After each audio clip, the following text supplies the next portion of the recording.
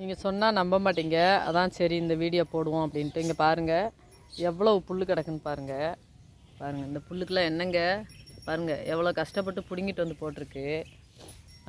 சாப்பிடாமல் இப்படி மூஞ்சியை பார்த்துக்கிட்டு எப்படி நிற்கான்னு பாருங்கள்.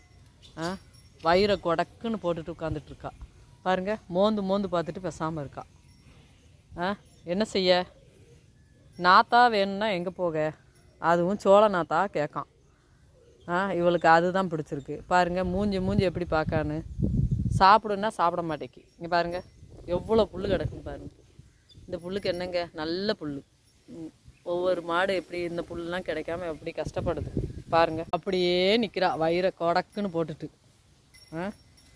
பாருங்க வயிற்றில் ஒன்றுமே இல்லை.